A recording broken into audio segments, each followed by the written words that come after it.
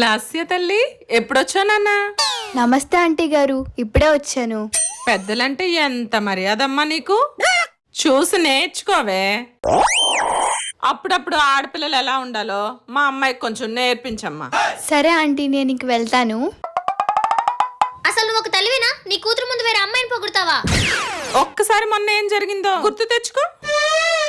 అమ్మా, కూర ఎవరిచ్చారు? పక్కింటి ఆంటీ ఇచ్చారమ్మా. అందుకే ఇంత బాగుంది. ఖాళీ దొరికిన టైంలో అలా సీరియల్స్ చూసుకోకుండా పక్కింటి ఆంటీ దగ్గరికి వెళ్ళి కొంచెం వంటలు ఎలా చేయాలో నేర్చుకో. నీ ముందు వేరే ఆంటీని పొగడానని నా ముందు నా ఫ్రెండ్ని పొగుడతావా? అదేదో పక్కింటి ఆంటీని పొగిడితే నీకు జల్సీ అని చెప్పొచ్చు కదా. పక్కనోడికి మనం అంటే తెలియాలంటే మాటల్లో చెప్పకూడదు, చేతల్లో చూపించాలి. అందుకే నా మంట నీకంటించాను.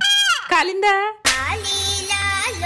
అమ్మను మించి దైవం ఉన్నదా? ఆత్మను